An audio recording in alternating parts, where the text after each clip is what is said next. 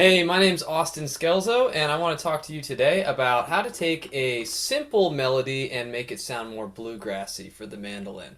So, we're listening to this melody here, the 9-pound hammer, and I think the most important thing to know when you're getting started is making sure that you know the melody down pat. Now, I used to learn the melodies from the mandolin, but I really highly recommend that you actually learn the very, very simple, just vocal melody first. So let's play through the chords of this tune, and we'll just learn the lyrical melody, and we'll base our lesson off of that.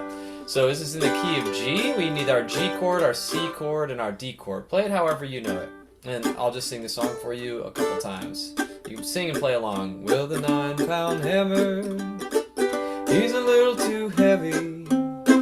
Buddy for my size, buddy for my size. So roll on, buddy, don't you roll so slow. How can I roll when the wheels don't go? That's the vocal melody. Let's try that one more time. 2, 3. Well, the 9-pound hammer, he's a little too heavy, baby for my size, buddy for my size. So roll on, buddy, don't you roll so slow. How can I roll when the wheels don't go? Cool. Alright, so once we learn the vocal melody, then we want to prime our fingers to find the notes of the melody. So the best way to kind of prepare yourself to play the melody is to play actually a pentatonic scale. Pentatonic scales are the most commonly used group of notes that are made up of, that melodies are made up of. So let's play our G pentatonic scale here.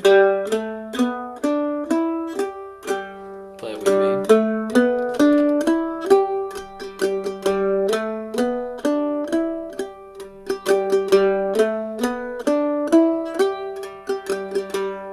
Now play it an octave higher.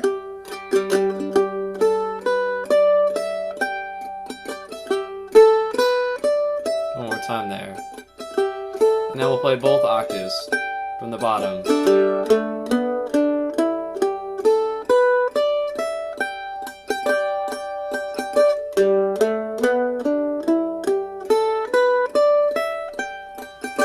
Cool. So all the notes of this melody are within that pentatonic scale. Let's work on that pentatonic scale. We'll start picking notes out of the melody. So our first note is in the G chord. So if you play your G chord and you hum the note, you'll be able to find it. Well, well, there it is, our open D string. So we got well the 9. Now, and if we know the melody goes up, right, then we can just follow the scale up. Well the 9-pound hammer. Okay. We'll start by just playing the exact same notes that we're singing. Well the 9-pound hammer, he's a little too heavy, baby for my size, buddy for my size. Just that again. 1, 2, 3. Well the 9-pound hammer, he's a little too heavy, buddy for my size, buddy for my size. Now next part jumps all the way up to this note here. So roll on, buddy, don't you roll so slow when the wheels won't go. So how can I roll when the wheels won't go? Right, that's the kind of the basic melody from the top. So roll on, buddy, so slow. How can I roll when the wheels don't go? So you might have noticed so far, I'm just, whenever my voice is sustaining a note, I tend to kind of do this rhythm here. See if you can do that. Now that's imitating the kind of the basic beat of the of bluegrass music. It's also kind of what's known in the percussion world as like a train beat. It's so we kind of imitate that when we're sustaining a note, just to, it's an easy way to keep the groove and the rhythm when there's a long held note. So we'll talk more about that later, but that you might have noticed that I was doing it. Let's play the whole melody now. 1, 2, 3. Well, the 9-pound hammer, he's a little too heavy, size, buddy for my size. So roll on, buddy, don't you roll so slow. How can I roll when the wheels won't go? Cool. So let's take that melody and bring it some places. The first thing that you can think to do is what I just mentioned really briefly, in that whenever you have a held note, you're going to just put that rhythm of da da ga da da ga da. Some people call it like the run pony rhythm. Run pony, run pony, run pony, run. So try that, just imitate me here. I'm just adding that rhythm whenever I'm holding a note out. Well, the 9-pound hammer, he's a little too heavy. Eddie's for my size, buddy for my size. So roll on, buddy, don't you roll so slow. How can I roll when the wheels won't go? All right, so that's kind of one thing you can try, just adding the run pony kind of rhythm when you're sustaining a note. The other thing that you really want to do, this song has the pickup notes, the wail the 9-pound hammer, but most notes you want to find a really deliberate way to play that to sound more bluegrassy, right? So this song has it nice and built in for you, right? Those first notes, a lot of people miss them because they don't know where it happens within the groove of the song. It's always on the and of 3. So if you count here, along with the song, 2, 1, 2, 3, right? So try that with me. 2, 1, 2, 3. Yeah, do that again.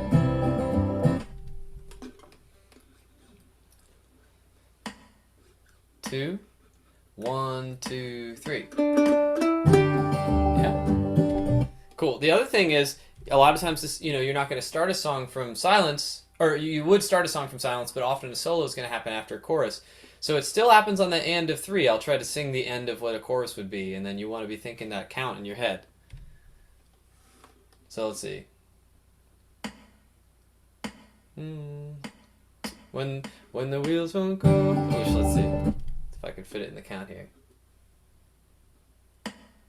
How can I roll when the wheels won't go? 2, 3. Yeah. So this one I'll have to go through the form here. I'll sing through it. Can I roll when the wheels won't go? So roll on, buddy, don't you roll so slow. How can I roll? Here we go. When the wheels won't. 1, 2, 3. Yeah. So that's a good way to practice. Let's do that one more time. So now we're imagining that we're going to start our solo after the chorus. So coming in nice and strong. Let's sing the melody first. Hammer was a little too heavy. Buddy for my side. Buddy for my side. So roll on, buddy, don't you roll so slow. Here we go. How can I roll when the wheels go? 1, 2, 3. Yeah.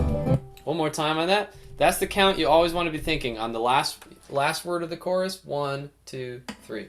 The 1 happens alongside the last word. Well, the 9-pound hammer, he's a little too heavy. Buddy for my side. Buddy for my size. So roll on, buddy, don't you roll so slow. Here we go. When the wheels won't go. 1, 2, 3. Yeah. So that's kind of the real first rule of sounding bluegrassy, is hitting those pickup notes nice and strong. That timing, regardless of the rhythm, is the same in every solo. It always starts on the end of 3, 95% of the time. So that's a really important thing to get. You want to start getting the habit of thinking and internalizing that timing. All right, so we've got our pickup notes. We have what we do when we sustain a note. Let's talk about the next thing that you could do to make your solo sound more bluegrassy. We can slide into notes. So you can approach a note from a half step below pretty much anywhere on these target notes. So for example, or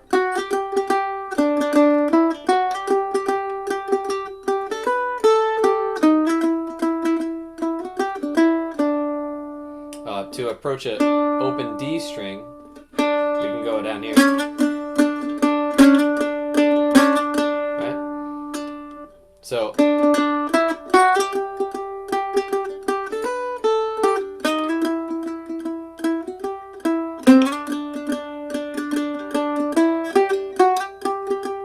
Right? So.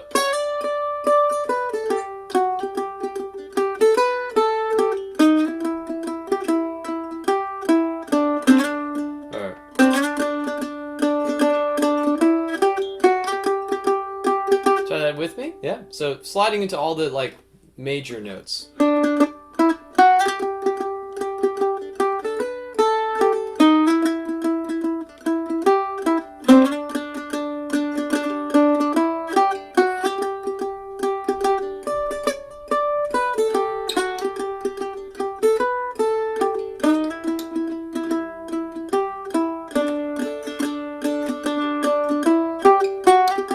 One more time.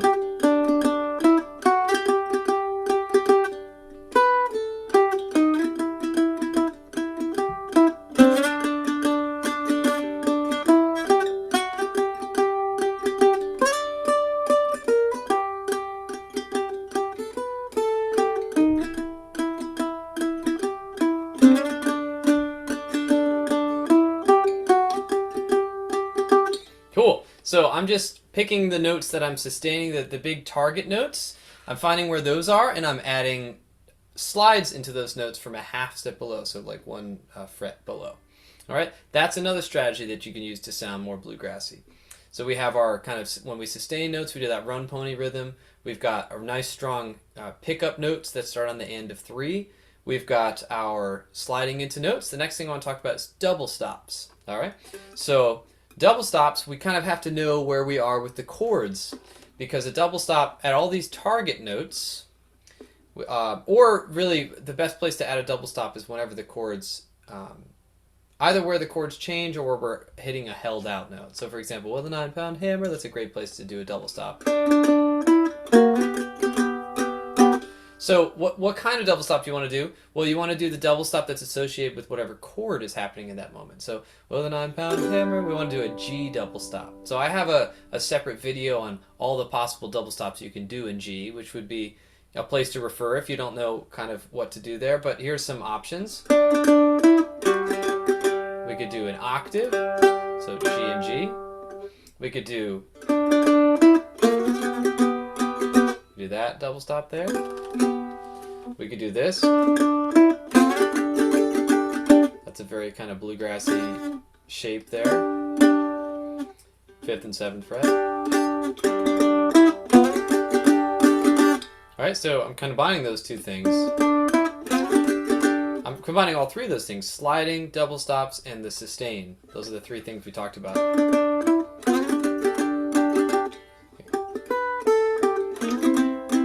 Now for that moment, we're over a C chord. Another 9-pound hammer.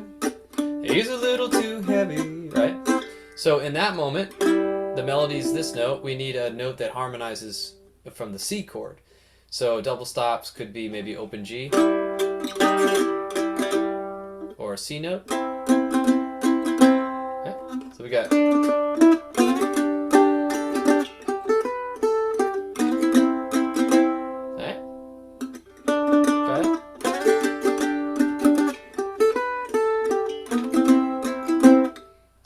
One more time. 1, 2, 3.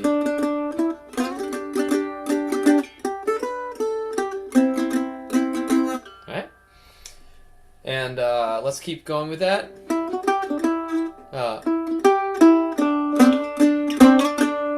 So that's what's called a unison double stop. It's a D note over a G chord. So we could use open G and D. That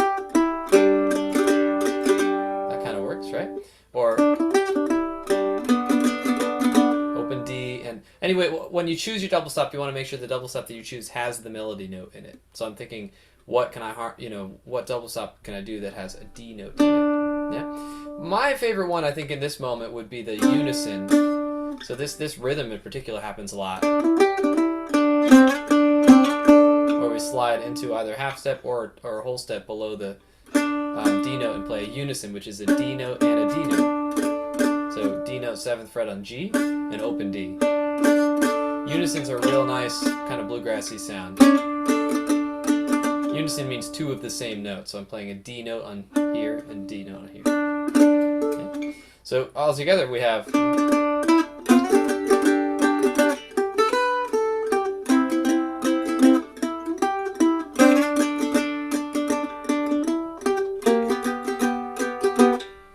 Yeah.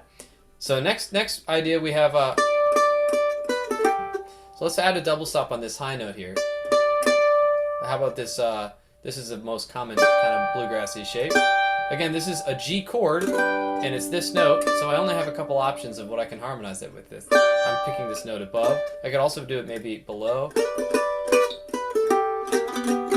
Right? But again, your options are all laid out in that map that I have in that separate video. I have a PDF as well.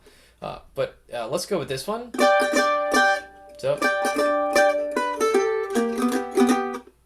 To this double stop shape at the bottom there, or we could go to the first one. Notice I'm adding the slide into it as well. That's kind of part of the style. Okay.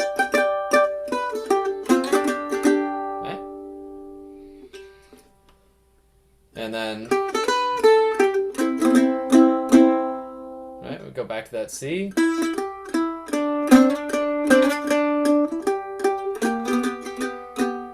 So all those double stops are good options for this melody. Let's talk about one other thing you can add to make your solo sound more bluegrassy if you're kind of playing a melody. We've got our nice strong pickup notes on the end of 3. We've got our sustaining rhythm, run pony rhythm. We've got slides. We've got double stops. And the last thing I want to talk about is taking at the end of a major phrase where there's space, we add licks, which can be licks that you've learned, that you've copied from other people, or they can be ideas that are made up on the spot. So 2 major places for this would be the very end and the midway point. So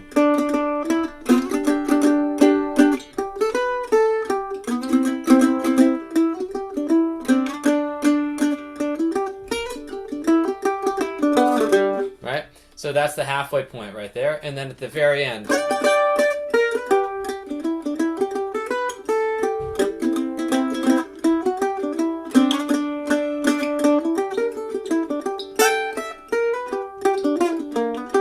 Right? So in particular, the kind of style that developed is to have a really long run of notes that happen after the last official note of the solo, and actually traditionally there's about 2 measures worth of a bunch of notes where people kind of put their fancy licks in there, and that's kind of a real, if you play that instead of just ending and stopping, it's kind of a real nod to the tradition of bluegrass. So that's a very important place to kind of make your solo sound a little bit more bluegrassy and express kind of the language that you've learned and that you enjoy. So let's look at that last spot just for the sake of time and to make the point here. So we'll just go.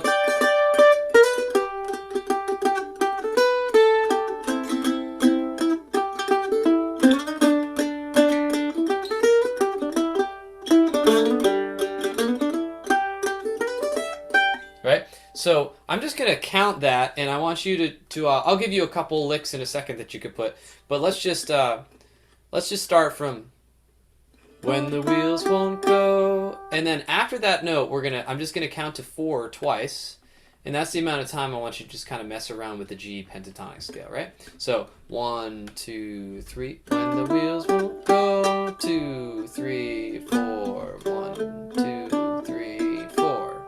That's the length, right? So actually, you count that as I play this. When the wheels won't. 1,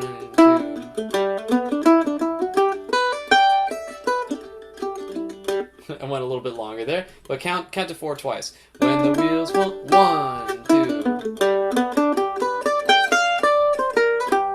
Yep. Try that one more time. When the wheels won't. 1, 2, 3, 4. So that's the general idea. I'm just messing around with the G pentatonic scale, but you could do licks that you know. When the wheels won't go. Right, like that. that's a common Monroe lick or whatever.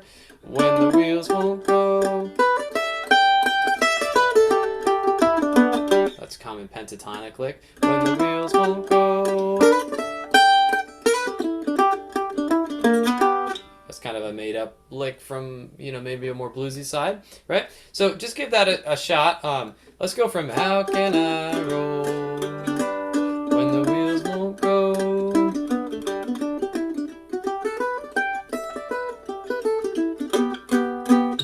So you might be asking, well, doesn't that like run into the next part of the song? Well, it actually comes from a tradition where bluegrass musicians were singing around one microphone, so it actually took time for the singer, once they finished singing the chorus, or sorry, when the soloist finished taking their solo, it took time for the singer to get back to that microphone. And so there was this time where the soloist had to kind of move away from the microphone, and the singer had to come up, and that's when all those extra notes would happen out of necessity. Now, of course, with modern technology and recording and multiple microphones, we don't have to do that anymore, but a lot of the musicians kind of kept that tradition anyway, just as a place to kind of flex their improvisation muscles or the licks that they've learned and practiced and things like that. So that's a really special spot in a bluegrass solo, and one that I want you to try a couple more times. So we got how can I roll when the wheels won't go. Yeah. How can I roll when the wheels won't go? How can I roll when the wheels won't go?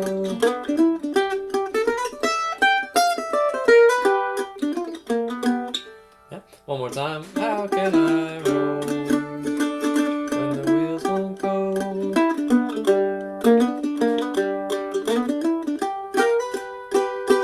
Cool. So let's do a quick review of all the concepts we've talked about, and then I want you to just put it all together as a finish to this lesson. Hope you've enjoyed it so far. Remember to check out that separate PDF and video on all the possible double stops you can make on the mandolin. All right, so our first thing we talked about is nice strong pickup notes. So we want to be thinking 1, 2, 3. And all your solos, you're going to start on the end of 3. So you want to be counting ones from either if you're counting the song off in the beginning, or it's counting in your head 1, 2, 3 when the singer finishes the chorus. How can I roll when the wheels won't? 1, 2, 3. So the first beat is on the last word that they sing. All right. So that's the first thing we talked about. Then we talked about whenever you're sustaining a vocal note, you kind of use that run pony rhythm. Dun, da, ga, dun, da, ga, dun, da, ga, dun. Yeah. Then we talked about sliding into notes, approaching the notes from the melody that we've learned from the vocals, approaching that a half step below, and sliding into the notes in kind of the major spots of the melody. Then we talked about double stops. You want your double stops to kind of be in the similar place of the slides, and you can add them together, slide into both notes. But the notes have to be a nod to the chord at that moment, so make sure you know what chord you're on. You always want to keep the melody intact and add a note above or below it for the double stop method.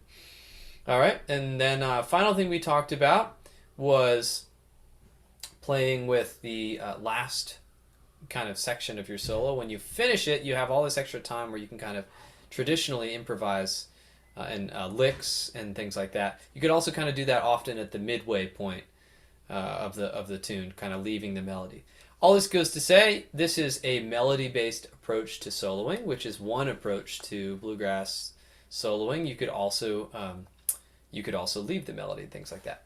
But for now, let's just try to incorporate everything we worked on. And again, I'm Austin Scelzo. Thanks for listening. Here we go. 1, 2, 3.